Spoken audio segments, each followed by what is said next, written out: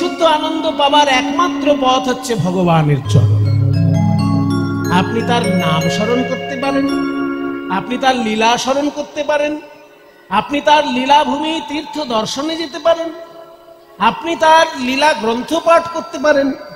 যেভাবে হোক ভগবানের নাম, রূপ, গুণ, লীলা এই চারটের সঙ্গে যদি আপনার সম্পর্ক ঘটে যায়, আপনার জীবন বিশুদ্ধ আনন্দময় হয়ে যায়। তাই আনন্দ থাকে অনেক কিছুতে। টাকা পয়সায় আনন্দ আছে, জমি জায়গায় আনন্দ আছে, বাড়ি গাড়িতে আনন্দ আছে, দামি দামি শাড়িতে আনন্দ আছে, দামি দামি গয়নায় আনন্দ আছে, দামি মোবাইলে আনন্দ আছে, কিন্তু বিশুদ্ধ আনন্দ একমাত্র ভগবানের চরণে ধরা আছে। এবং সেই ভগবানের চরণ থেকে বিশুদ্ধ আনন্দ নিতে গেলে তার চারটের মধ্যে কোনো একটার সঙ্গে সম্পর্ক রাখতে হবে। হয় তার নামের সঙ্গে সম্পর্ক রাখতে হবে, নইলে তার রূপের সঙ্গে সম্পর্ক রাখতে হবে, নইলে তার গুণাবলীর সঙ্গে সম্পর্ক রাখতে হবে, নইলে তার লীলার সঙ্গে সম্পর্ক রাখতে হবে। নাম, রূপ, গুণ, লীলা উচ্চৈর ভাষা তো কীর্তনম, এই চারটে বিষয়কে নিয়ে যখন উচ্চৈশ্বরে প্রকাশ করা হয় তাকেই বলে কীর্তন। যার মধ্যে ভগবানের নামের কথা থাকবে, রূপের কথা থাকবে, গুণের কথা থাকবে, লীলার কথা থাকবে, সেটাই হলো কীর্তন। তাই আজকে কি সুন্দর বলছে, ভগবানের প্রথম বৈশিষ্ট্য তিনি আনন্দময়, ভেজাল আনন্দ নয়, বিশুদ্ধ আনন্দময়। আর ভগবানের দ্বিতীয় বৈশিষ্ট্য কি? লীলাময়। আনন্দ লীলাময় বিগ্রহায়। তার প্রথম বৈশিষ্ট্য তিনি আনন্দময়, এবং সেই আনন্দটা আমরা চেষ্টা করে পেতে পারি না, ভগবান কৃপা করে যদি কাউকে দেন তো সে পেয়ে যায়। আর দ্বিতীয় কি? তিনি লীলাময়। লীলাটা কি? লীলা হলো ভগবানের জীবনের ঘটনা। একটা মানুষের জীবনে যেসব ঘটনাগুলো ঘটে সেগুলোকে বলা যায় ঘটনা বলি বা জীবন চরিত, কিন্তু ভগবানের ক্ষেত্রে যেগুলো ঘটে সেগুলোর নাম লীলা। একটু পার্থক্য আছে। আমি ডাল ভাত তরকারি মাখিয়ে খেয়ে নিলাম, এটা ঘটনা। কিন্তু ভগবান যখন মা যশোদার কোলে ছানা মাখন খাচ্ছেন, সেটা লীলা। আমি লুকিয়ে লুকিয়ে কারোর সঙ্গে প্রেম করে নিলাম, সেটা ঘটনা। কিন্তু ভগবান যখন বৃন্দাবনের কুঞ্জবনে লুকিয়ে প্রেমের লীলা করছেন, সেটা লীলা। আমার যদি কারোর সঙ্গে বিবাহ হলো, সেটা জীবনের একটা ঘটনা, কিন্তু যখনই রাম সীতার বিবাহ হচ্ছে, সেটা একটা লীলা। যখনই রাম সীতার বিবাহ হচ্ছে, সেটা আপনি নিছক ঘটনা বলতে পারবেন না, সেটা লীলা। যখনই চৈতন্য মহাপ্রভুর সঙ্গে বিষ্ণুপ্রিয়া দেবীর বিবাহ হচ্ছে, সেটা আপনি ঘটনা বলতে পারবেন না, সেটা লীলা। কাজে আমাদের জীবনের যেসব ঘটে যাওয়া বিষয়, সেগুলো ঘটনা মাত্র। খুব জোর ভালো ভাষায় জীবন চরিত বলা যায়। কিন্তু ভগবানের জীবনে যেটা ঘটে সেটা লীলা। কেন এই পার্থক্য কেন মশাই? আমার বিয়েটা রামচন্দ্রের বিয়েটা লীলা, আর আমার বিয়েটা লীলা হবে না? হবে না। রামচন্দ্রের বিবাহটা লীলা। রামচন্দ্র যখন সীতা দেবীর সঙ্গে বিবাহ হচ্ছে, সেটা একটা লীলা। কিন্তু আপনার জীবনের বিয়ের ঘটনা, আমার জীবনের বিয়ের ঘটনা, কৃষ্ণদার জীবনের বিয়ের ঘটনা, এগুলো লীলা নয়, এগুলো ঘটনা মাত্র। কেন ছোট করছেন আমাদেরগুলো? ছোট কেন করছি? কারণ এগুলো মায়ার খেলা। আর ভগবত অবতারে যেগুলো ঘটে, সেখানে মায়ার কোনো অধিকার নেই, সেগুলো লীলা শক্তির প্রকাশ। এই মৌলিক পার্থক্যগুলো যদি আমরা বুঝতে না পারি, তাহলে গুলিয়ে ফেলবো সবকিছু। আমার জীবনের বিবাহ, আমার জীবনের জন্ম, আমার জীবনের মৃত্যু, আমার জীবনের যাবতীয় ঘটনা, এগুলো মায়ার খেলা।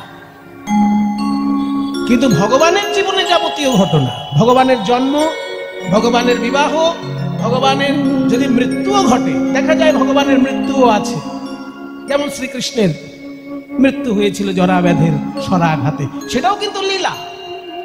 সেই লীলা আমরা পরিবেশন করি না, করা উচিত না, কারণ ভক্ত প্রাণে ব্যথা পাবে বলে ভগবানের তিরোধানের লীলা সাধারণত গাওয়া হয় না। কিন্তু সেটাও লীলা। কেন না? সেখানে মায়ার কোনো দৃষ্টি নেই, সেটা লীলা শক্তির প্রভাবে ঘটছে। আমার জীবনের ঘটনাগুলো মায়া ঘটাচ্ছে, আর ভগবান যেহেতু মায়া থেকে অনেক ঊর্ধ্বে, তাই ভগবানের জীবনের ঘটনাগুলো মায়ার দ্বারা ঘটা নয়, ওগুলো তার আনন্দ শক্তির ঘটনায় ঘটছে, লীলা শক্তির ঘটনায় ঘটছে। এই দুটো জিনিস আগে আমাদের বুঝে নিতে হবে, যে আমরা যে আনন্দ পাই সে আনন্দ আমরা পয়সা দিয়ে কিনতে পারি, কিন্তু ভগবানের কাছে যে আনন্দ আছে সেটা পয়সা দিয়ে কিনতে পারা যায় না, সেটা ভগবান কৃপা করে দিলে তবে পাওয়া যায়, তাই না? পয়সা দিয়ে পাওয়া যায়। ঠিক একইভাবে আমাদের জীবনের ঘটনাগুলো মায়ার ইচ্ছায় ঘটে যাচ্ছে, কিন্তু ভগবানের জীবনের ঘটনাগুলো মায়ার ইচ্ছায় ঘটে যাচ্ছে না, ভগবানের লীলা শক্তির প্রভাবে ঘটছে। আনন্দ লীলাময় বিগ্রহায়, এই দুটো বৈশিষ্ট্য বলা হলো। ভগবানের অনন্ত গুণ আছে, অনন্ত গুণের মধ্যে দুটো বলা হলো। এবার বলছি গৌরাঙ্গ মহাপ্রভু দেখতে কেমন? হেমাভ দিব্যচ্ছবি সুন্দরায়। হেমাভ, হেম মানে সোনা, আভা মানে ছটা। আভা, সোনার ছটা যেন সারা গায়ে ঠিকরে বেরোচ্ছে, সোনার ছটা যেন গৌরাঙ্গের শ্রী অঙ্গ থেকে আমাদের দিকে এগিয়ে আসছে, সোনার ছটা। হেমাভ দিব্যচ্ছবি, এখানে ছবি মানে রূপ, দিব্য রূপ। দিব্যচ্ছবি সুন্দরায়, দিব্য রূপ বিশিষ্ট গৌরহরি যেন সোনার আভা তার সর্বঙ্গে ছড়িয়ে আছে। হেমাভ দিব্যচ্ছবি সুন্দরায়। এই পর্যন্ত গৌরহরির কথা বলা হলো, তার বৈশিষ্ট্য কি এবং তিনি দেখতে কেমন। তার বৈশিষ্ট্য হলো তিনি আনন্দময় এবং তিনি লীলাময়। তিনি দেখতে কেমন না, সোনার আভাযুক্ত সারা অঙ্গে। এইবার বলা হচ্ছে আমাদের সঙ্গে তার কি সম্পর্ক? আমরা কেন 500 বছর পরেও তার জয়গান গাইছি? 1486 খ্রিস্টাব্দে মহাপ্রভু জন্ম নিয়েছেন, আর এটা একেবারে আধুনিক যুগে আমরা তাকে নিয়ে আলোচনা করছি। তাহলে 500-550 বছর পরেও আমরা যে তার গুণগান গাইছি, কেন গাইছি? তিনি আমাদের কি দিলেন? এবার সেটা বলা হচ্ছে। তস্मै মহাপ্রেম রস প্রদায়, তিনি আমাদের মহাপ্রেম রস প্রদান করেছেন। মহাপ্রেম রস, হে প্রেম হাটে বাজারে অলিতে গলিতে পাওয়া যাবে না। এ প্রেম গোলকে থাকে, ভুলোকে এনে দিয়েছেন ওই গৌরাঙ্গ মহাপ্রভু। তাই 500 বছর পার হয়ে যাবার পরেও আমরা তার গুণগান গাইছি, কারণ আমরা বড় ভাগ্যবান, কলিযুগে জন্মগ্রহণ করতে পারি। হয়তো আমরা সত্য যুগে জন্মাইনি, ত্রেতা যুগে জন্মাইনি, দাপর যুগে জন্মাইনি, কলিযুগে জন্মেছি, কিন্তু আমাদের ভাগ্য খুব ভালো, আমরা মহাপ্রভুকে পেয়েছি। তিনি আমাদেরকে এমন প্রেম রস দিলেন, যে প্রেম বৃন্দাবনে একবার ঝলক দেখা গেছিল, তার অবস্থান হচ্ছে গোলক ধামে। গোলক ধামে এই বৃন্দাবনের বিশুদ্ধ প্রেম আছে, সেটা প্রকাশ ঘটেছিল বৃন্দাবনে, আর আমাদের কাছে এসে তিনি বিতরণ করে দিলেন। এই জন্য 500 বছর পরেও তার গুণগান গাওয়া হচ্ছে, 5000 বছর পরেও তার গুণগান গাওয়া হবে। তস্मै মহাপ্রেম রস প্রদায় চৈতন্য চন্দ্রায়। সেই চৈতন্য চন্দ্রকে, চন্দ্র কেন বলা হলো না? চন্দ্র যেমন অন্ধকার দূর করে, তেমনি আমার গৌর চন্দ্র অজ্ঞান অন্ধকার দূর করে। তাই চৈতন্য চন্দ্রায় নমো নমস্তে। গৌরাঙ্গ মহাপ্রভুকে দেখতে কেমন সেইটা নিয়ে প্রথমে গান হবে, তারপরে গান হবে আমার বৃন্দাবন চন্দ্রকে দেখতে কেমন। তো গৌরাঙ্গকে দেখতে কেমন সেটা নিয়ে ঝগড়া বেঁধে গেছে গঙ্গার ধারে। ও মায়েরা, ঝগড়া কি ভালো জিনিস না খারাপ জিনিস? এইটা আগে ঠিক হোক। যারা ঝগড়াটি প্রকৃতির লোক তারা বলবে ঝগড়া তো খুব ভালো, ঝগড়া ছাড়া থাকা যায়? না খেয়ে 2 দিন কাটাতে পারি, কিন্তু ঝগড়া না করে 2 দিন কাটাতে পারবো না, তাই না? কিছু ঝগড়াতে লোক আছে বাবা পৃথিবীতে, তারা না খেয়ে 2 দিন কাটিয়ে দেবে, কিন্তু ঝগড়া না করে তিথি কাটাতে পারবে না। তারা অবশ্যই বলবে ঝগড়া খুব ভালো জিনিস, আমিও বলবো ঝগড়া খুবই ভালো জিনিস, কিন্তু জায়গা মতো ঝগড়াটা ভালো জিনিস। ওই শাশুড়ি বৌমার সঙ্গে যখন ঝগড়া হয় ওই ঝগড়া ভালো জিনিস না। যায় যায় যখন ঝগড়া হয় ওই ঝগড়া ভালো জিনিস না। বৌদিদের ননদে যখন ঝগড়া হয় ওই ঝগড়া ভালো জিনিস না। কিন্তু একটা হাইকোর্টে, একটা সুপ্রিম কোর্টে দুটো উকিলের মধ্যে যখন ঝগড়া হয়, এইবার বলুন, হাইকোর্টে বা সুপ্রিম কোর্টে দুটো উকিলের মধ্যে ঝগড়া হচ্ছে কিনা? একজন বলছে আমার মক্কেল দোষ করেনি, আর একজন বলছে তোর মক্কেল দোষ করেনি, মানে এই যে দুজনে লেগে গেল। এইবার কোন আইনে কি আছে সব আইনগুলো এক এক করে বেরোতে লাগলো সেইখানে। তাহলে দুটো উকিলের মধ্যে যদি হাইকোর্টে বা সুপ্রিম কোর্টে ঝগড়া বেঁধে যায়, সেটা ভালো জিনিস না খারাপ জিনিস? সেটা তো ভালো জিনিস, কারণ যেসব আইনগুলো আমরা জানি না তখন ওই দুই উকিলের মাধ্যমে সেই আইনগুলো আমরা শুনে ফেলতে পারি। ঠিক তেমনি ভাবে দুটো কবিয়ালের মধ্যে যখন ঝগড়া বেঁধে যায় সেটা ভালো জিনিস না? দুটো কবিয়াল, মনে করুন একজন কৃষ্ণের পক্ষে বলছে আর একজন মা কালীর পক্ষে বলছে। একজন বলছে আমার কৃষ্ণ শ্রেষ্ঠ, আর একজন কবিয়াল বলছে আমার মা কালী শ্রেষ্ঠ। তাহলে মা কালী শ্রেষ্ঠ না কৃষ্ণ শ্রেষ্ঠ যখন দুই কবিয়ালে লড়াই বেঁধে যাবে, 4 ঘন্টা ধরে লড়াইয়ের গান হচ্ছে, কে শ্রেষ্ঠ সেটা যদি আমরা জানতে নাও পারি, অন্তত অনেকগুলো তত্ত্ব তো মাঝখান থেকে শুনে নিতে পারবো। যে মা কালীর কি কি গুণাবলী, শ্রীকৃষ্ণের কি কি গুণাবলী, এইগুলো তো আমরা জানতে পারবো না। আমি যদি কৃষ্ণ ভক্ত হই তাহলে কালীর গুণ আমার দ্বারা জানা সম্ভব নয়, কারণ আমার যিনি গুরুদেব সবসময় আমার কানে শুধু কৃষ্ণের গুণাবলী বলেছে। কিন্তু যদি কবিয়ালের গানে আসে তখন আমি কিন্তু কৃষ্ণ ভক্ত হয়েও কালীর গুণাবলী শুনে ফেলতে পারবো। একইভাবে কালী ভক্তের কাছে, যে কালী ভক্ত তার গুরুদেব সবসময় কানের মধ্যে মা কালীর গুণগান গাইতে গাইতে কৃষ্ণকে ভুলিয়ে দিয়েছেন। কিন্তু যেই কবিয়ালের গান শুনতে এলো অমনি কৃষ্ণের গুণাবলী কালী ভক্তও শুনে ফেলছে, আবার কালীর গুণাবলী কৃষ্ণ ভক্তও শুনে ফেলছে। দুটো কবিয়ালে যখন ঝগড়া হচ্ছে তাহলে দুজনেরই লাভ হচ্ছে। এই জন্য ঝগড়া ভালো জিনিস, কিন্তু হাইকোর্টে, সুপ্রিম কোর্টে এবং কবিয়ালের আসরে, সংসারে নয়। ঠিক তেমনি আজকে আমাদের ঝগড়ার বিষয় হচ্ছে গৌরাঙ্গ মহাপ্রভুর রূপ। বিষ্ণুপ্রিয়া দেবী বলছে আমার গৌরাঙ্গের রূপের তুলনা করাই চলে না। আর বিষ্ণুপ্রিয়া দেবীর সখী কাঞ্চনা বলছে রাগ রাগ, নবদ্বীপে কত সুপুরুষ দেখলাম, ওনার নাকি গৌরাঙ্গের তুলনা হয় না। কিছু মনে করবেন না, যারা গৌর ভক্ত তারা দয়া করে আমার উপর কিছু মনে করবেন না, কারণ আমি একটু ঝগড়া করবো আজকে। বিষ্ণুপ্রিয়া দেবী বলছে আমার গৌরাঙ্গের তুলনাই হয় না, আর বিষ্ণুপ্রিয়ার বান্ধবী উল্টো দিকে দাঁড়িয়েছে। সে বলছে রাখ তোর গৌরের রূপ, কত সুপুরুষ নবদ্বীপে আসছে, তোর গৌর একাই সুপুরুষ, তোর গৌরাঙ্গের আছে কি? জগন্নাথ মিশ্র তো গৌরাঙ্গের বাবা, ক বিঘে জমির মালিক আমরা জানি না, কিন্তু সেই যুগে তো অনেক জমিদার পুত্র, অনেক রাজপুত্র নবদ্বীপে আসতো পড়াশোনা করতে। তো তুলনা যখন করবি একটু চোখ কান খুলে রেখে তো তুলনা করবি। শুধু গৌরাঙ্গকে ভালোবাসিস বলে বলছিস গৌরাঙ্গের তুলনা হয় না, গৌরাঙ্গের তুলনা হয় না। আরে বাবা, গৌর কি একাই সুপুরুষ নাকি নবদ্বীপে? নবদ্বীপে কত রাজপুত্র পড়াশোনা, তখনকার দিনে সারা বাংলার মধ্যে পড়াশোনার শ্রেষ্ঠ জায়গা হচ্ছে নবদ্বীপ।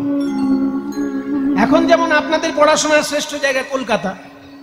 এখন যদি কেউ ছেলে মেয়েকে পড়াতে চায় পশ্চিমবঙ্গের মধ্যে, তাহলে তো সে কলকাতায় পাঠাবে, হয় ক্যালকাটা ইউনিভার্সিটি পাঠাবে, তা না হলে প্রেসিডেন্সি কলেজে পাঠাবে, যে হোক, কিংবা কলকাতায় পাঠাবে।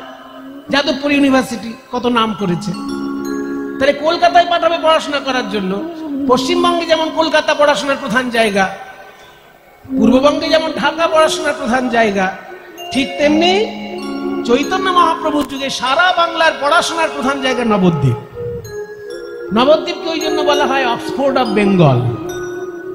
বাংলার অক্সফোর্ড বলে যদি কোনো জায়গা থাকে সেটা নবদ্বীপ। এত পড়াশোনা চর্চা হয়েছে চৈতন্যদেবের সময়। এখন গেলে অতটা চর্চা পাবেন না, কিন্তু তার সময় ছিল। এই যে নবদ্বীপ পড়াশোনার জায়গা, সারা দেশ থেকে লোক আসছে পড়তে, আর বিষ্ণুপ্রিয়া বলছে গৌরাঙ্গের সঙ্গে কারোর তুলনা হয় না। তো বল কি করে তুলনা হয়? বিষ্ণুপ্রিয়া দেবী বলছে তুই কটা তুলনা করবি কর, আমি সবগুলো খণ্ডন করব। তোর 1 নম্বর বল, তুলনা কার সঙ্গে তুলনা করবি? বলে আমি কোনো মানুষের সঙ্গে তুলনা করব না, আমি তুলনা করব বিদ্যুতের সঙ্গে। বিদ্যুৎ চমকালেই যেমন চোখে একটা চমক লেগে যায়, তেমনি গৌরাঙ্গকে দেখলেই চমক লাগে। তাহলে বিদ্যুতের সঙ্গে তুলনা করা যায় না? যেই বলেছে বিদ্যুতের সঙ্গে তুলনা করব না, অমনি গৌর সুন্দর, অমনি বিষ্ণুপ্রিয়া দেবী বলছে, দামিনী দাম ও দমন রুচি দর্শনে দূরে গেও দরপকি দাপ। দেখুন কি সুন্দর পদাবলী সাহিত্য। প্রত্যেকটি শব্দের আগে দ দ দ দ, এটাকে বলে অনুপ্রাস অলঙ্কার। দামিনী দাম ও দমন রুচি দর্শনে দূরে গেও দরপকি দাপ। দামিনী মানে বিদ্যুৎ, দাম মানে বিদ্যুতের দাম কত। এখানে দাম মানে মূল্য নয়, এখানে দাম শব্দের অর্থ হচ্ছে দড়ি বা মালা। দামিনী দামও মানে বিদ্যুতের মালা। সেই দামিনী দাম ও দমন, বিদ্যুতের মালার শোভাকে যেন দমন করে দিয়েছে কে না রুচি। এখানে রুচি মানে রূপ, গৌরাঙ্গের রূপ যেন বিদ্যুতের মালার শোভাকে দমন করে দিয়েছে। দামিনী দাম ও দমন রুচি, সেটা দর্শনে তাই দেখে দূরে গেও, দূর হয়ে গেল দরপকি দাপ, মানে কন্দর্প দেবের দর্প। কন্দর্প দেবটা আবার কে? অনেক রকমের দেবতা আছে সনাতন শাস্ত্রে, তার মধ্যে একজন দেবতা আছেন যিনি প্রেমের দেবতা, যিনি বাণ মারলে বুকের মধ্যে তবে সেই হৃদয়ে প্রেম জাগে। সেই দেবতার নাম হচ্ছে মদন দেব বা কামদেব। তার বাণগুলো দেখা যায় না, তিনি নিজেও অদৃশ্য, তার বাণও অদৃশ্য। ওই কামদেব যখন বাণ মারে মানুষের হৃদয়ে ভালোবাসা জাগে। তাহলে কামদেবের সঙ্গে তুলনা করা যায়, বলে কামদেব তো পালিয়েই গেল, দূরে গিয়ে দরপকি দাপ। কামদেবের যে একটা অহংকার ছিল যে আমি খুব সুন্দর দেখতে দেবতা, সেই কামদেব যখনই গৌর রূপে নয়ন দিল, দেখলো গৌরাঙ্গের এমন রূপ যে বিদ্যুতের শোভাকে দমন করেছে, তাহলে আমার রূপ আর তার কাছে কি? তাই বিদ্যুতের শোভা দমনকারী গৌরাঙ্গের রূপ দেখে কামদেবের অহংকার যেন দূর হয়ে গেল। দূরে গেও দরপকি দাপ, কামদেবের অহংকার যেন দূর হয়ে গেল। দূরেতে গেল রে, দূরেতে গেল কন্দর্পের দর্প, দূরেতে গেল রে কন্দর্পের দর্প, দূরেতে গেল রে,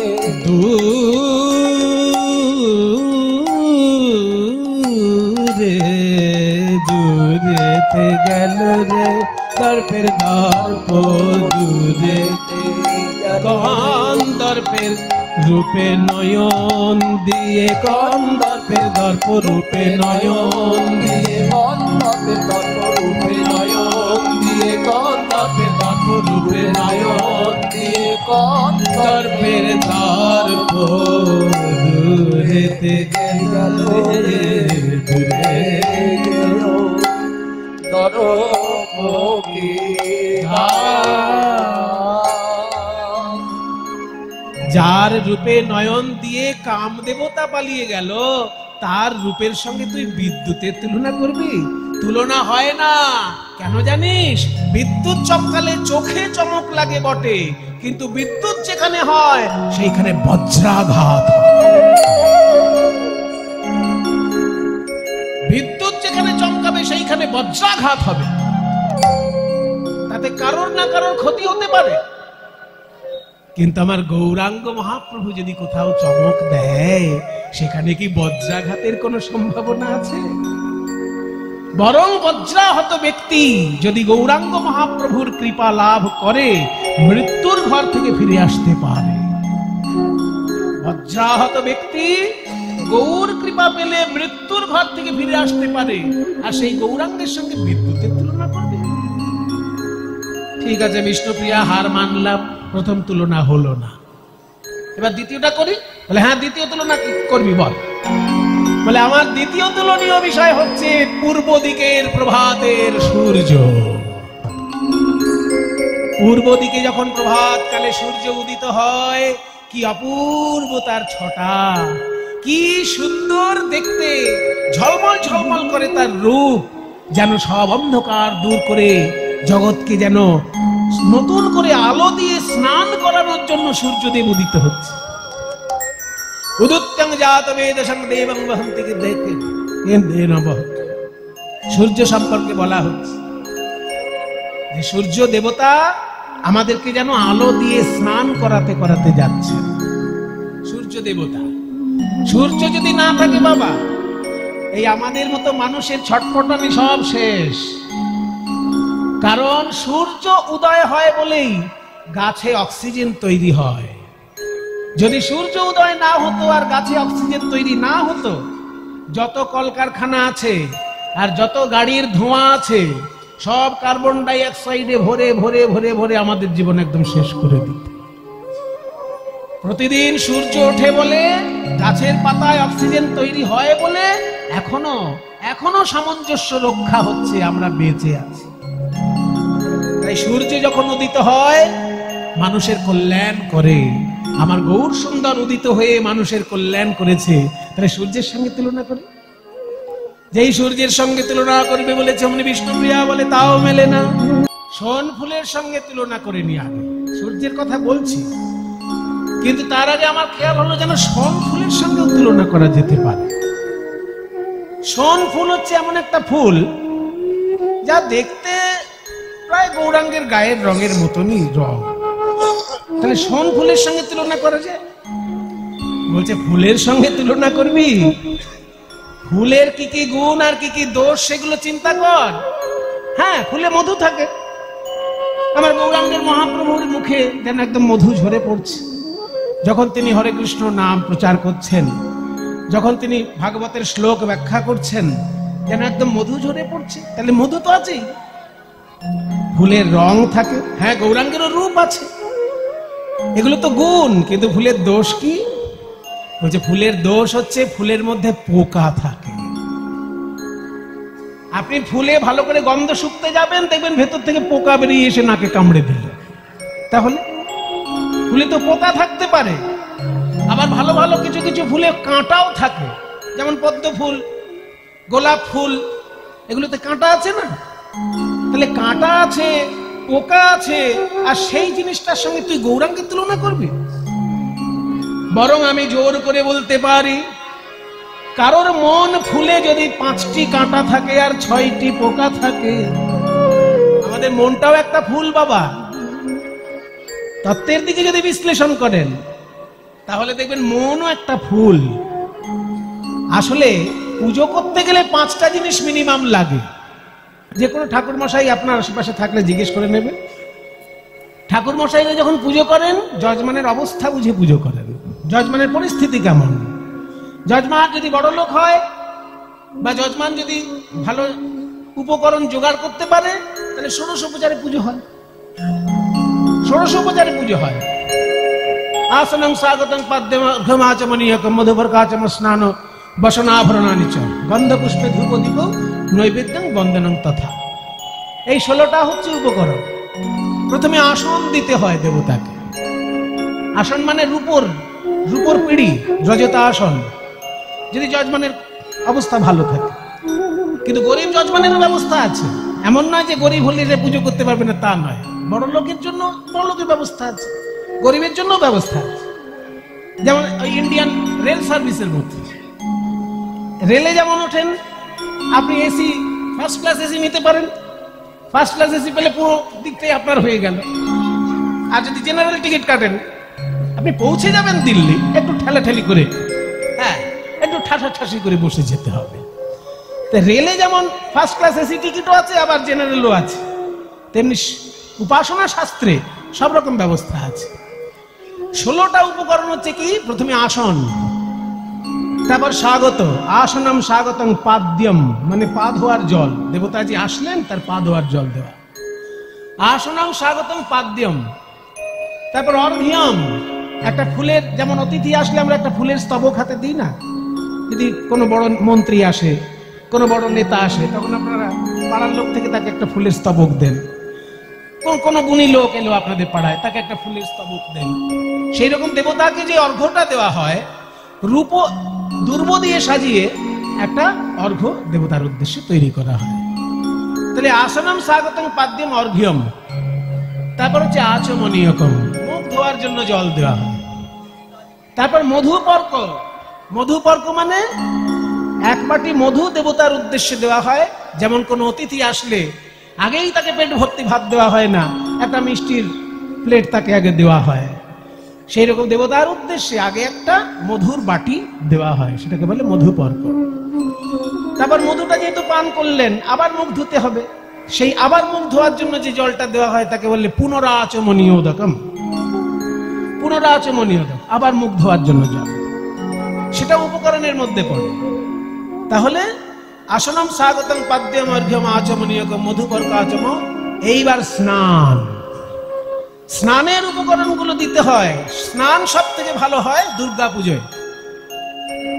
অন্য পুজোয় অতটা বড় করে স্নান দেখা যায় না, কিন্তু দুর্গা পুজোয় খুব স্নানের একটা বড় অংশ থাকে আর কি। তাহলে তারপরে স্নানের জন্য জল দেওয়া হলো, স্নান। তারপর বসনাভরণা, আসনম স্বাগতম পাদ্যম অর্ঘ্যম আচমনীয়কম মধুপর্কাচম স্নান বসনাভরণানিচ। এরপর বস্ত্র দেওয়া হবে, তারপর অলংকার দেওয়া হবে। বস্ত্র, তারপর অলংকার, বসনাভরণানিচ। এরপর গন্ধ, পুষ্প, ধূপ, দীপ, নৈবেদ্য, এই পাঁচটা। গন্ধ, পুষ্প, ধূপ, দীপ, নৈবেদ্য, এই পর্যন্ত 15 নম্বর। তারপরে হাত জোড় করে ক্ষমা চাওয়া, সেটাও একটা উপকরণ। যে আমি যা যা তোমাকে দিতে পারলাম দেবতা, হয়তো আমার ত্রুটি থেকে গেছে, তুমি কিছু মনে করো না, আমার মনের ভক্তি তুমি গ্রহণ করো। শেষে বন্দনা করতে হয়। এই 16টা হচ্ছে উপকরণ পুজো করতে গেলে। যদি কেউ জোগাড় করতে না পারে, তাহলে তার জন্য মিনিমাম 5টা থাকবে। সেই মিনিমাম 5টা হচ্ছে পঞ্চ উপকরণের, বলে না পঞ্চপ্রকার পুজো। এই পঞ্চ উপকরণের হলো গন্ধ, পুষ্প, ধূপ, দীপ, নৈবেদ্য। গন্ধ মানে অগুরু, চন্দন মিশ্রিত কর্পূর, অগুরু, চন্দন, কর্পূর মিশ্রিত একটি রূপ গন্ধ। পুষ্প, তারপর ফুল, ধূপ, দীপ মানে প্রদীপ, এবং নৈবেদ্য মানে প্রসাদ। এই 5টা জিনিস দেবতাকে দিতেই হবে মিনিমাম পুজো। আর মনে করুন আপনি ট্রেনে যাচ্ছেন 3 দিন ধরে, অথচ আপনার হঠাৎ ঠাকুরকে পুজো করার ইচ্ছা হলো, তখন এই 5টা জিনিস কোথায় পাবেন? তখন যদি 5টা না পাওয়া যায়, একটা ফুল জোগাড় করতে পারলেই পুজো হবে। কারণ ফুলের মধ্যে একসঙ্গে 3টে জিনিস পাওয়া যাচ্ছে। ফুলে গন্ধ আছে, ফুল নিজেই পুষ্প, আবার ফুলে মধু আছে, তখন সেটাই নৈবেদ্যের কাজ হবে। কিন্তু ট্রেনে আপনি যে 3 দিন ধরে যাবেন, সেখানে ফুলও তো পাবেন না। তখন শাস্ত্র নির্দেশ দিচ্ছে যে বাইরের কোনো উপকরণ যদি জোগাড় করতে না পারা যায়, তখন ভিতরের উপকরণ দিয়ে দেবতাকে পুজো করা, তাকে বলে মানসোপচারে পূজা। সেই ভিতরের উপকরণ কি? না চিত্তং প্রকল্পয়েত পুষ্পম প্রাণা ধূপং প্রকল্পয়েত। এগুলো সবার জেনে রাখা দরকার। যে মনে করুন আপনি ট্রেনে যাচ্ছেন, আপনার আরাধ্য দেবতাকে পুজো করার ইচ্ছে হলো, তখন ফুল পাবেন কোথায়? সেই জন্য তখন চিত্তটাই ফুল। তখন নিজের মনটাকে ফুল মনে করে আর দেবতার চরণ চিন্তা করে সেটা সমর্পণ করতে হবে। এটাই হলো মানসিক পুজো, বলে একে মানসোপচারে পূজা। তাহলে মনকে ফুল করে যখন দেবতাকে তুমি পুজো করবে, এই মন ফুল করতে গেলে মনের মধ্যে কি কি পোকামাকড় আছে সেগুলো জানা দরকার। তুমি একটা ফুল ভগবানকে দেবে, তাতে পোকা কিলবিল করছে, সেই ফুল তো দিতে পারবে না। তাহলে মনটা যে তুমি ভগবানকে দেবে, মনের মধ্যে পোকা কি কি থাকে? আছে 5টি কাঁটা, 6টি পোকা। আছে 5টি কাঁটা, 6টি পোকা। 5টি কাঁটা গো, আছে 5টি কাঁটা, 6টি পোকা। 5টি কাঁটা, 6টি পোকা, 5টি কাঁটা গো। আছে 5টি কাঁটা, 6টি পোকা, 5টি কাঁটা গো। 5টি কাঁটা, 6টি পোকা, 5টি কাঁটা, 6টি পোকা। 5টি কাঁটা আর 6টি পোকা আছে মন ফুলের মধ্যে। মন ফুলেতে যায় গো দেখা, 5টি কাঁটা, 6টি পোকা। মন ফুলেতে যায় গো দেখা, 5টি কাঁটা, 6টি পোকা। এই মন রূপী ফুলের মধ্যে 5টি কাঁটা আছে, 6টি পোকা আছে। বাবা সাবধান। কিছু কিছু লোক ভাবছে কীর্তনিয়ার কাছে কীর্তন শুনে আমাদের লাভ হলো, প্রতিদিন ঠাকুরের জন্য একটু ফুল কিনতাম, এবার ফুলটা কেনা বন্ধ করে দেবো, ওই পয়সা ব্যাংকে জমি দেবো, কারণ মন ফুলে পুজো হয়ে যাবে। তো এই ধান্দাবাজি যদি কেউ করেছো বাবা, তাহলে কিন্তু অধঃপতনের শেষ। কারণ তোমার মনটা এখনো পরিষ্কার নয়, এই কথা শুনে বোঝা যাচ্ছে। মনটা যদি পরিষ্কার হতো তাহলে এই পোকামাকড় গুলো মনের মধ্যে থাকতো না। মনের মধ্যে পোকা কয়টি? 6টি। কি কি? কাম, ক্রোধ, লোভ, মোহ, মদ, মাৎসর্য। এই কাম, ক্রোধ, লোভ, মোহ, মদ, মাৎসর্য পোকা যদি মনের মধ্যে কিলবিল করে, সেই মনটা ঠাকুরকে দেওয়া যাবে? আর 5টি কাঁটা হচ্ছে 5 রকমের অহংকার। জাতি, বিদ্যা, মহত্তঞ্চ, রূপ, যৌবনমেব চ যত্নেন পরিবর্জয়েৎ ভক্তিস্তি পঞ্চকণ্টকাঃ। শাস্ত্র বলছে ভক্তি জগতে 5টি কাঁটা মন থেকে সরিয়ে দেবে। কি কি? 5 রকমের অহংকার। প্রথমে জাতির অহংকার, আমি ব্রাহ্মণ। এই অহংকার যদি নিয়ে তুমি পুজো করতে বসো, তাহলে কিন্তু তোমার প্রথমেই পুজো ঠাকুর গ্রহণ করলেন না। তুমি যদি ব্রাহ্মণ হও সেটা তোমার সৌভাগ্য, কিন্তু সেটা নিয়ে তুমি অহংকার করলেই তোমারও কিন্তু ঠিক ঠিক পুণ্য লাভ হবে না পুজো করে। তুমি যদি ব্রাহ্মণ হও ভালো কথা, তুমি বাবার কাছ থেকে সংস্কার পেয়েছো, তোমার বাবা ঠাকুর দাদার কাছ থেকে সংস্কার পেয়েছে, তিনি তার বাবার কাছ থেকে পূর্বপুরুষানুক্রমে তুমি সংস্কারটা পেয়েছো। কিন্তু তাই বলে তুমি যদি অহংকার করে পুজো করতে বসো, তাহলে কিন্তু প্রথমেই পুজোটা একদম ওই 1 ঘটি দুধে গোচনা পড়ে গেল। তাই জাতির অহংকার ত্যাগ করতে হবে পুজো করতে গেলে। বিদ্যার অহংকার, আমি এত বড় পণ্ডিত, এইটা ভেবে নিয়ে যদি কেউ পুজো করতে বসে, তাহলে পুজোতে তার ভক্তি উদয় হবে না, শুধু মন্ত্র পাঠ হবে। তাই বিদ্যার অহংকার থাকা চলবে না। জাতিবিদ্যা, তারপর মহত্ব, আমি খুব বড় মানুষ, লোকে আমায় খুব মানে, এইটা যদি ভেবে তুমি পুজো করতে বসো, তাহলে তোমার ভক্তি উদয় হবে না। মহত্বের অহংকার ত্যাগ করতে হবে, জাতিবিদ্যা, মহত্ব। তারপর রূপ, আমি দেখতে খুব সুন্দর, আমি পুজোর সময় বসলে সবাই আমার দিকে তাকিয়ে থাকে, এই ভেবে যদি পুজো করতে বসো, তাহলে তোমার পুজো গ্রহণ করবে না। রূপের অহংকার। তারপর হচ্ছে যৌবনের অহংকার, আমি কি বুড়ো হাবড়াদের মতন উল্টো পাল্টা করবো, আমি যা করবো একদম ঠিকঠাক করবো। এই যে বুড়ো হাবড়া ভেবে তুমি নিজেকে যে বুড়োদের থেকে শ্রেষ্ঠ মনে করছো, এটা হচ্ছে যৌবনের অহংকার। এই 5 রকমের অহংকার ত্যাগ না করলে তোমার মন ফুল ঠাকুরের সেবায় লাগলো না। তাই 5টি কাঁটা 6টি পোকা, 5টি কাঁটা 6টি পোকা, এই মন ফুলেতে যায় গো দেখা 5টি কাঁটা 6টি পোকা, এই মন ফুলেতে যায় গো দেখা 5টি কাঁটা 6টি পোকা। 5টি কাঁটা 6টি পোকা তোমার মন ফুলে, আর এই মন তুমি ঠাকুরকে দেবে কি করে? দিতে পারবে না। ওই জন্য কৃষ্ণ লীলা শোনার আগে গৌরাঙ্গ মহাপ্রভুর কথা শুনতে হয়।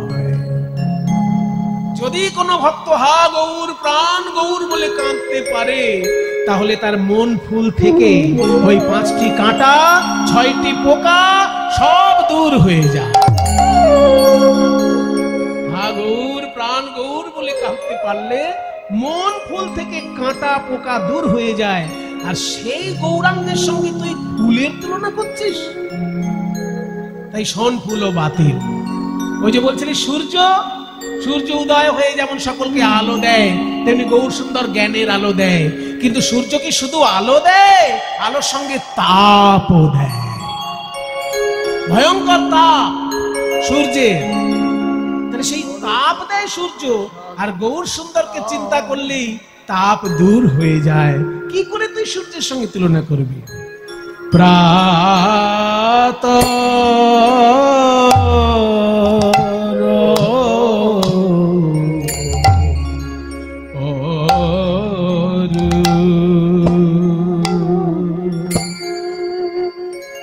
অরুণ শান্তা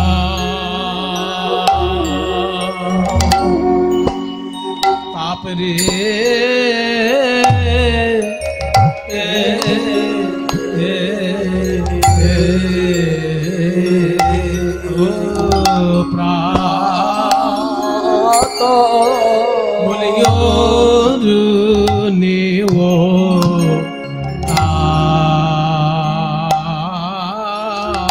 যে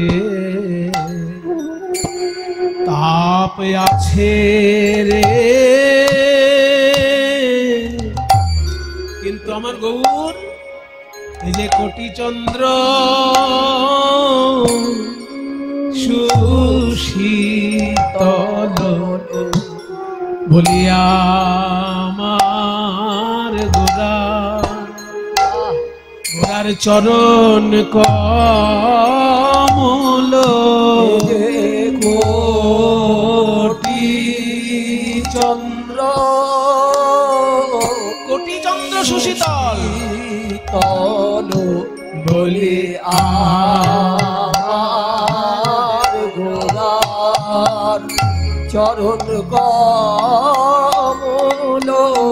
কোটি চন্দ্র সুশীতল বলি আমার গোরার চরণ কমল কোটি চন্দ্র সুশীতল আমার গোরার চরণ কমল কোটি চন্দ্র সুশীতল বলি আমার গোরার চরণ কমল কোটি চন্দ্র সুশীতল একবার শরণ নিলে প্রাণ হয় শীতল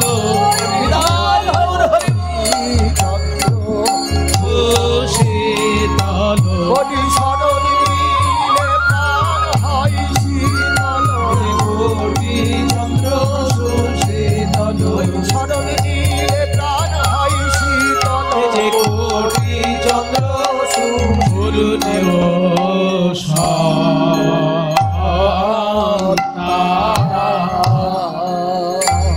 তাপ আছে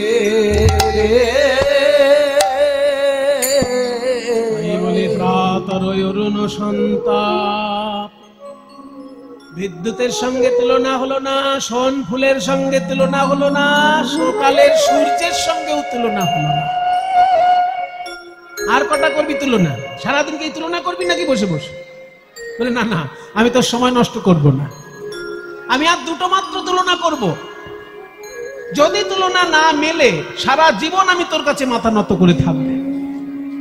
আমার চতুর্থ তুলনীয় বিষয় হলো, তুই একটু আগে বলে দিলি কোটি চন্দ্র সুশীতল। আমার গৌরাঙ্গের চরণ কেমন না? কোটি চন্দ্র সুশীতল। ওই চরণে শরণ নিলে আধি ভৌতিক, আধি দৈবিক, আধ্যাত্মিক সব তাপ দূর হয়ে যায়। ঠিক আছে, তাহলে চাঁদের সঙ্গে তুলনা করি। চাঁদ তো শীতল, আলো দেয় আবার শীতলও করে, তাহলে চাঁদের সঙ্গে তুলনা করি গৌরকে। যেই বলেছে চাঁদের সঙ্গে তুলনা করব, অমনি বিষ্ণু প্রিয়া দেবী বলে না রে সখী, হবে না, হবে না, হবে না। ওগো আমার গোরা রূপের, গোরা রূপের, গৌরাঙ্গ রূপে যাও বলি হারি সজনী রে গোরা রূপে, আমার গোরা রূপের গৌরাঙ্গ রূপে যাও বলি হারি সজনী রে গোরা রূপের বলি হারি যাই রে গোরা রূপের রূপের বলি বলি হারি যাই রে বর্ণনা হয় না বলি হারি যাই রে বর্ণনা হয় না বলি হারি যাই রে বর্ণনা হয় না আমার গোরা রূপে বর্ণনা হয় না গোরা রূপে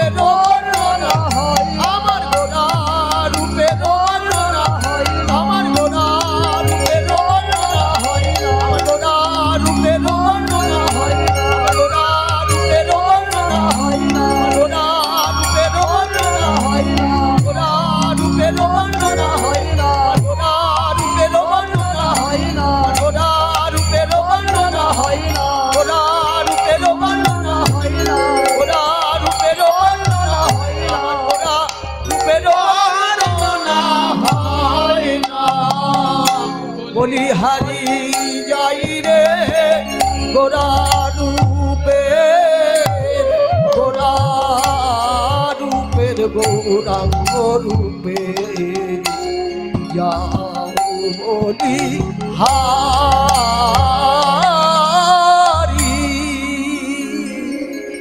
আকাশের চাঁদ কারোর কাছে শুনল যে নবদ্বীপে একটা নতুন চাঁদ উদয় হয়েছে। হ্যাঁ, নতুন চাঁদ নবদ্বীপে, তার নাম কি?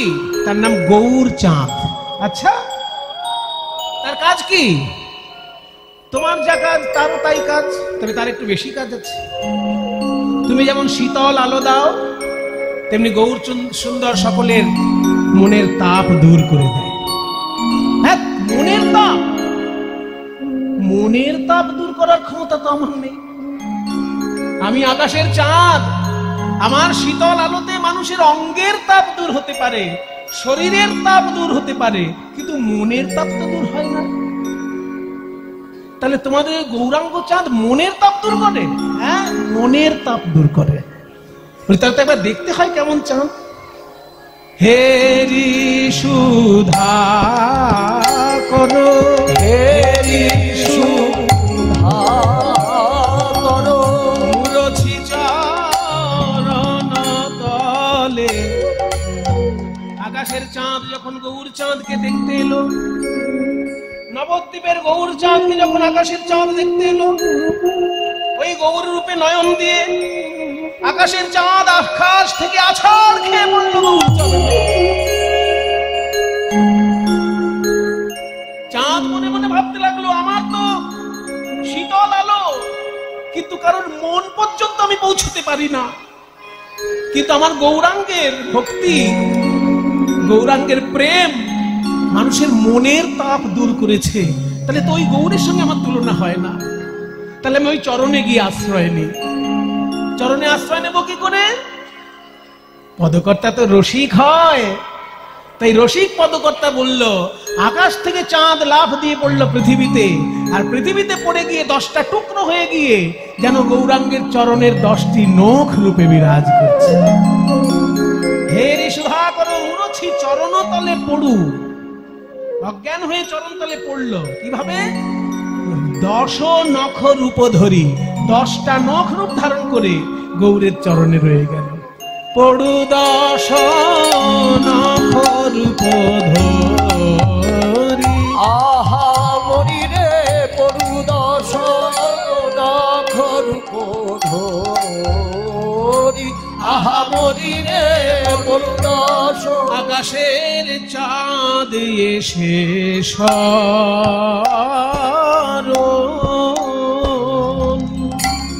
চরণে শরণ নিল রে পড়ু 10 চাঁদ এসে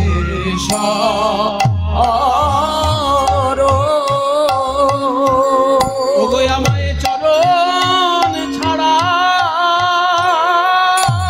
করো না বলে, চাঁদ এসে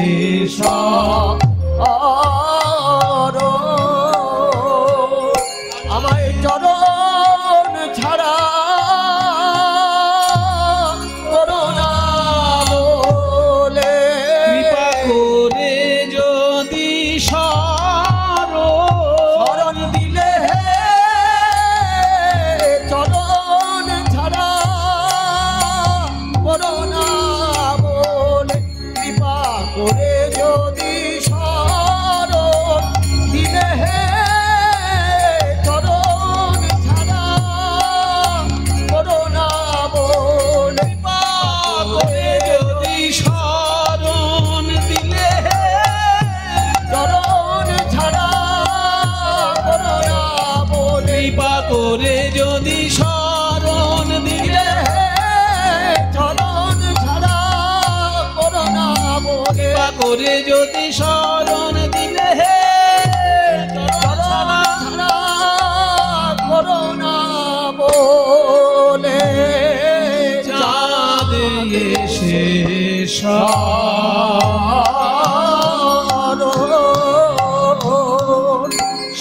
জীবন নিল রে করুণাস নাগরূপ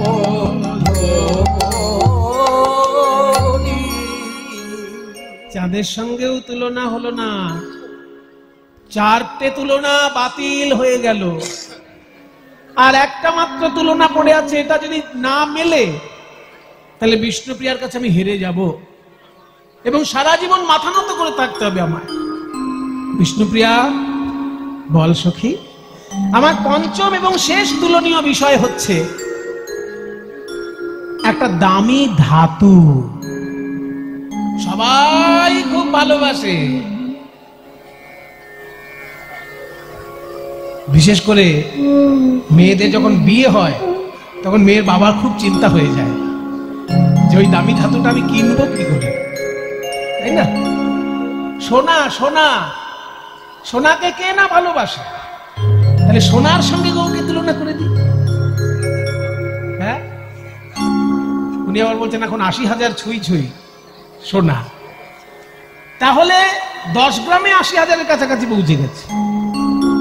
তাহলে সোনার সঙ্গে তুলনা করা যায়, কারণ গৌরসুন্দরকে দেখতে যেমন সোনার মতো উজ্জ্বল, তারপরে সোনার লোকে অলংকার করে, গৌরাঙ্গকেও লোকে অলংকার করে, ভক্ত যারা তারা গৌরকে অলংকার করে ধারণ করে।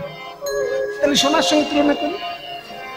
যেই না সোনার সঙ্গে তুলনা করবে বলেছে, অমনি সোনার সঙ্গে তুলনা করা যায় না বলে বিষ্ণুপ্রিয়া বলে, ওগো সখী সুবরণ বরণ সুবরণ বরণ হেরি নিজ সুবরণ সুবরণ বরণ হেরি নিজ কুবরণ। সোনা, সোনা একবার গৌরাঙ্গ মহাপ্রভুর দিকে দেখে আর একবার নিজের দিকে দেখে। লোকে বলে আমার সঙ্গে নাকি গৌরাঙ্গের তুলনা হয়। আমি সারা জীবন লোকের অলংকার হয়ে থাকছি, আর গৌরাঙ্গ তো সেদিন জন্মগ্রহণ করল। তাই সোনা যখন গৌরকে দেখতে এলো, একবার গৌরাঙ্গের দিকে দেখে আর একবার নিজের দিকে দেখে, আর নিজের প্রতি ঘৃণা জন্মাচ্ছে। গৌরাঙ্গকে দেখছে, হাঁ করে দেখছে, আর নিজেকে যখন দেখছে সুবর্ণ বরণ, সুবর্ণ মানে সোনা, সুবর্ণ মানে সোনা, বরণ মানে রং। একবার নিজের রং দেখছে, একবার গৌরের রং দেখছে। তারপর মানি আপন মনস্তাপে, নিজেকে হীনমন্যতায় ভুগছে সোনা, নিজের দিকে তাকিয়ে ঘেন্না হচ্ছে নিজের উপর। হেরি নিজ কুবরণ সুবরণ বরণ হেরি নিজ কুবরণ বরণ হেরি নিজ কুবরণ মানি আপন মনস্তাপে সজনী রে মানিয়া মন মনস্তাপে। নিজের দিকে তাকিয়ে যখন নিজের উপর ঘেন্না হচ্ছে, কেন ঘেন্না হলো? নয় সোনা ভাবছে লোকে আমাকে ভালোবাসে, আমাকে ভালোবেসে হার করে গলায় পরে, আংটি করে আঙুলে পরে, কিন্তু আমি যে কঠিন, আর আমার গৌর চরণ যে কোমল। শুধু কি তাই? আমি শুধু কঠিন তা নই, আমাকে যদি কেউ পরে তার অহংকার হবার সম্ভাবনা আছে, কিন্তু গৌরাঙ্গকে যদি কেউ অলংকার করে তার কি অহংকার হবার সম্ভাবনা আছে? তাই গৌরাঙ্গের সঙ্গে আমার তুলনা হয় না। আমি আগুনে ঝাঁপ দেব, আমি আগুনে ঝাঁপ দেব। ওগো শ্যাকরা, তুমি বরং আমাকে আগুনেই ফেলে দাও। লোকে বলে শ্যাকরা সোনাকে পুড়াচ্ছে, কিন্তু পদকর্তা বলছে না না, সোনাই শ্যাকরাকে অনুরোধ করছে যে গৌরাঙ্গের সঙ্গে তো আমার তুলনা হয় না, তাই তুমি বরং আমাকে আগুনেই পুড়িয়ে দাও, আগুনে পুড়িয়ে দাও। নিজ তনু জারি ভসম সম গণইতে, নিজ তনু জারি ভসম সম গণইতে। নিজ তনু জারি, জারি মানে পুড়িয়ে, বর্গের জয়াকার রয় হসি, জারণ ঘটিয়ে, মানে নিজের দেহটাকে পুড়িয়ে নিজ তনু জারি ভসম সম গণইতে, ছাই করে ফেলবে বলে। ভস্ম মানে ছাই, ছাই করে ফেলবে বলে, নিজেকে পুড়িয়ে ছাই করবে বলে সোনা পৈঠালো, প্রবেশ করলো অনল সন্তাপে, আগুনের তাপে। নিজ তনু জারি ভস্ম সম গণইতে পৈঠল অনল সন্তাপে। হরিরে পৈঠল অনল সন্তাপে, আহামরিরে পৈঠল। সোনা বলে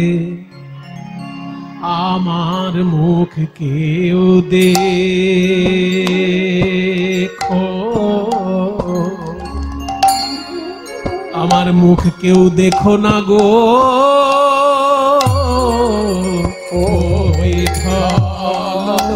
বলে আমার মুখ কেউ দেখো, কেউ দেখো না গো,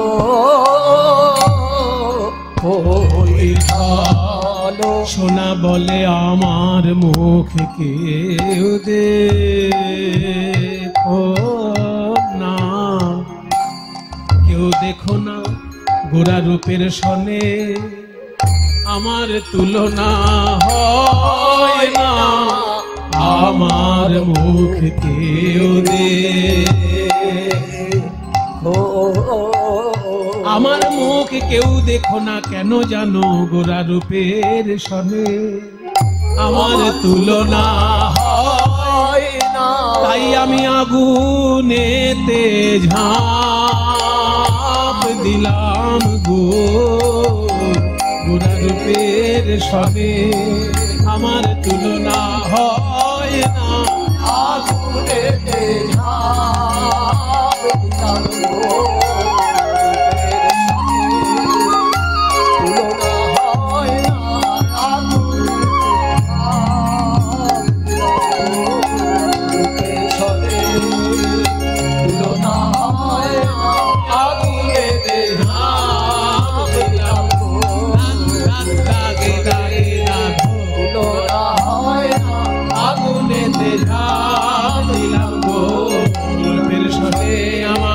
তুলনা হয় না, তাই আমার মুখ কেউ দেখো, কেউ দেখো না গো, পৈঠল অনল সন্তাপ। সোনার সঙ্গেও তুলনা হলো না, কারণ সোনা পড়লে অহংকার হতে পারে, সোনা পড়লে ব্যথাও লাগতে পারে। এই যে আংটিগুলোর মাথা যদি খোঁচা বেরিয়ে থাকে তো কারোর গায়ে লেগে যেতে পারে না, লাগে না? কানের দুল যে মায়েরা পরে, বেশি ভারী কানের দুল হলে কান কেটে যায় না? বেশি ভারী কানের দুল যদি কারোর পরা অভ্যাস থাকে দেখবেন কান কেটে যায়। কিন্তু গৌরাঙ্গকে হৃদয়ে ধারণ করলে কারোর কি হৃদয় কেটে যায়? বরং সংসারের ঘাত প্রতিঘাতে যদি হৃদয়টা ভেঙে চুরে চৌচির হয়ে থাকে, ওই গৌরাঙ্গকে স্মরণ করলে তার ভাঙা হৃদয় জুড়ে যায়। আর একটা কথা, সোনার গয়না পরে রাস্তাঘাটে ঘাটে হাঁটলে অনেক সময় ভয় লাগে, কেউ কেড়ে নেবে না তো, চুরি ছিনতাই হবে না তো। কিন্তু গৌরাঙ্গকে যারা হৃদয়ে ধারণ করে ঘোরে, তারা বুক ফুলিয়ে রাস্তায় হাঁটে আর বলে কি জানো, আমি গৌর রতন করে যতন রাখবো হিয়ার মাঝে, গৌর ভূষণ করব ধারণ, আমার যেখানে যেমন সাজে। গৌর রতন করে যতন রাখবো হিয়ার মাঝে, গৌর ভূষণ করব ধারণ, যেখানে যেমন গৌর বরণ ফুলের ঝাপায় লোটন বাঁধবো চুলে সজনী রে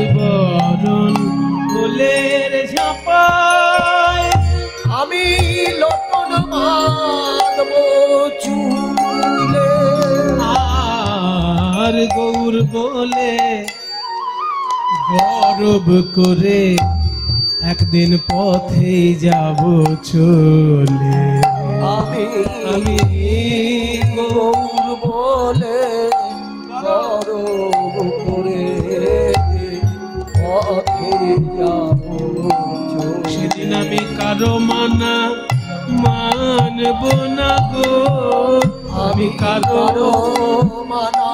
মানব না গো যেদিন গৌর বলে চলে যাব আমি কারো মানব না গো যেদিন গৌর বলে চলে যাব সেদিন কারো মানব না গো যেদিন গৌর বলে চলে যাব ওই রাঙা পদে বিকাইব যেদিন গৌর বলে চলে যাব ওই রাঙা পদে বিকাব যেদিন গৌর বলে চলে যাব কারো মানব না গো আমার মুখের দিকে তাকাবি না তোরা কেউ আমি যেমন গৌর রূপে উন্মাদ হয়ে গেছি আমার মুখের দিকে যদি তোরা তাকাস তোদের কিন্তু একই অবস্থা হবে কেউ তাকাবি না আমার মুখের দিকে কাঞ্চনা সখী আমার দিকে যেন তাকাবি না তাহলে আমার মতো অবস্থা হবে কিন্তু অমন করে দেখছো কি সই গোরা রূপে আমার সকলই গেল ভেসে সজনী রে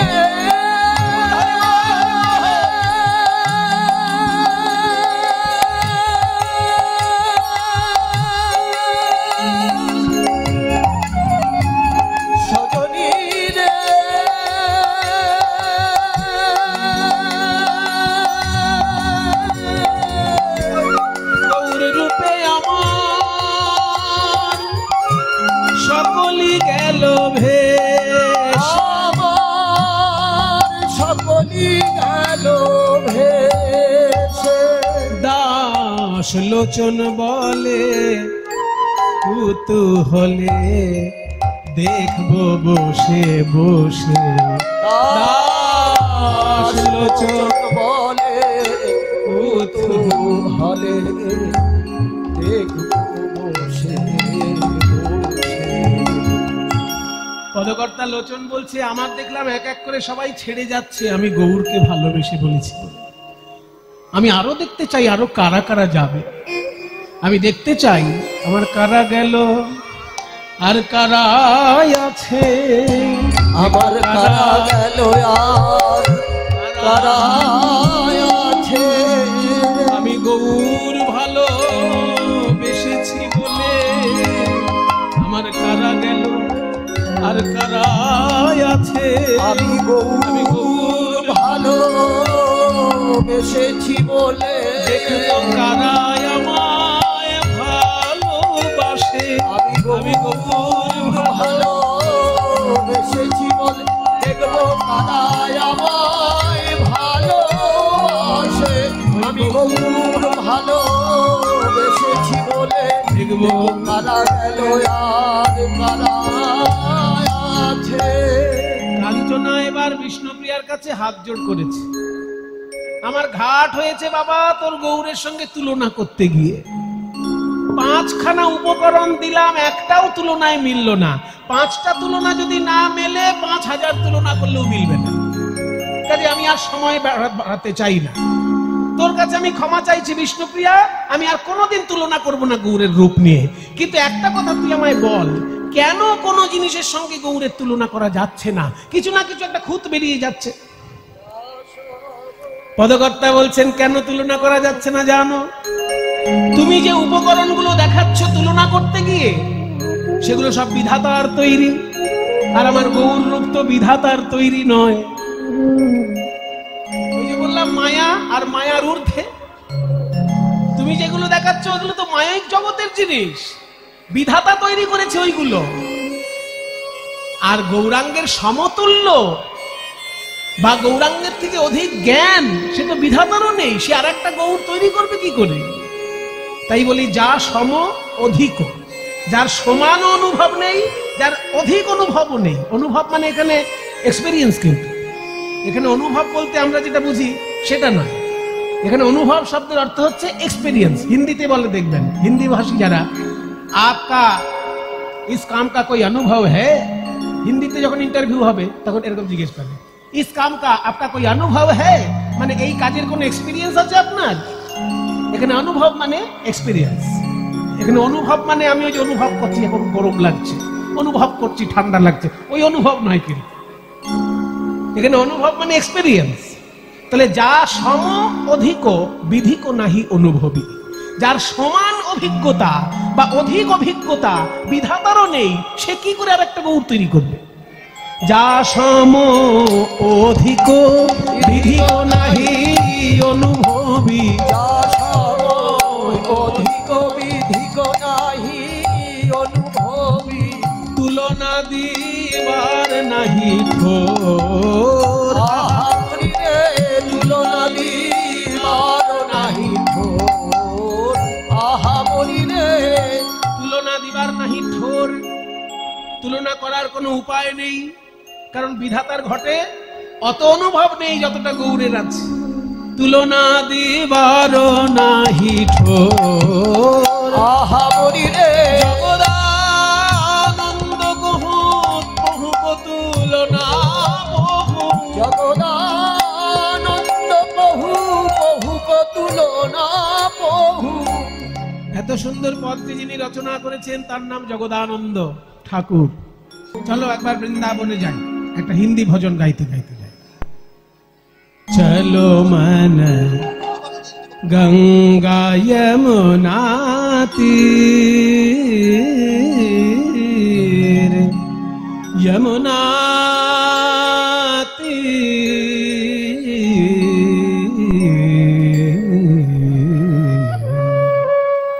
गंगा यमुना तीर, यमुना तीर, यमुना तीर, चलो गंगा यमुना तीर, चलो गंगा यमुना तीर, चलो गंगा यमुना तीर। यमुना यमुना यमुना यमुना यमुना यमुना यमुना यमुना यमुना यमुना यमुना यमुना यमुना यमुना यमुना यमुना यमुना यमुना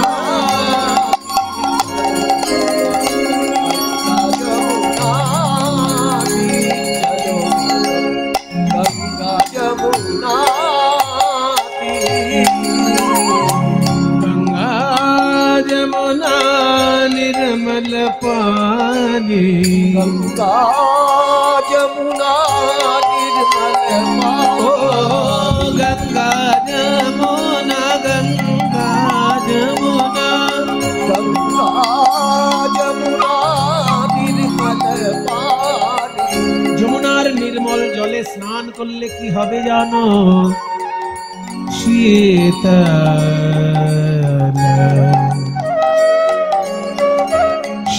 शीतल होता शरीर चलो गंगा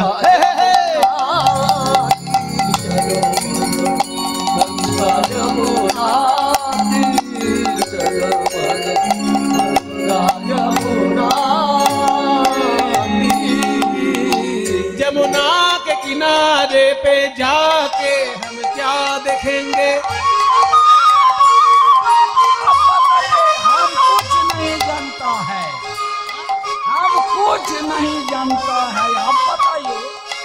हम যখন হবে তখন তা হবে না, জানতা হয় হবে না, हम कुछ नहीं जानते हैं।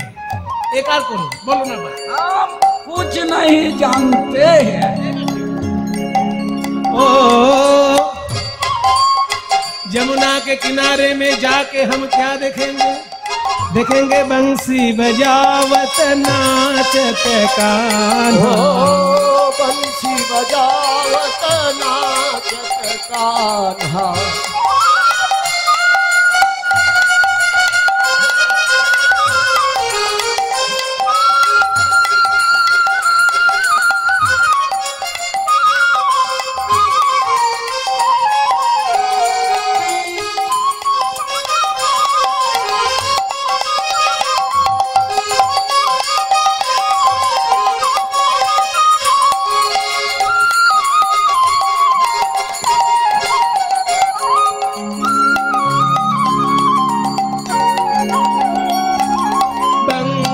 बजावत नाचत कान्हा।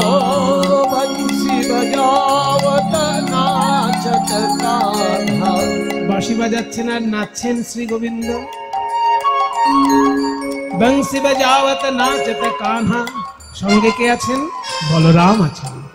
संग लिए बलवीर चलो मन गंगा जमुना की चलो मन गंगा जमुना की चलो गंगा जमुना की चलो गंगा जमुना।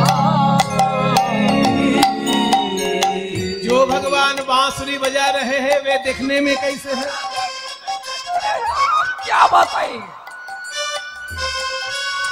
देखो मोर मुकुट पीताम्बर शोभे। मुकुट पीताम्बर शोभे। মাথায় ময়ূরের পালক অঙ্গে পীতাম্বর। মোর মুকুট পীতাম্বর শোভে। मोर मुकुट पीताम्बर शोभे। আর কানে রয়েছে হীরের কুণ্ডল। कुंडल झलकत हीर चलो मन गंगा जमुना तीर चलो गंगा जमुना तीर चलो যমুনা তীর যমুনা তীর যমুনা তীর। এই যে ভগবান সুন্দরভাবে নাচছেন, এত সুন্দর ভজনটি লিখলেন কে? যিনি রাজস্থানের রাজকন্যা শ্রীকৃষ্ণকে ভালোবেসে সব কিছু ত্যাগ করে পথে নেমেছিলেন, সেই মীরাবাই। मीरा के प्रभु गिरधर नागर। मीरा के प्रभु गिरधर नागर। ओ मीरा के मीरा के मीरा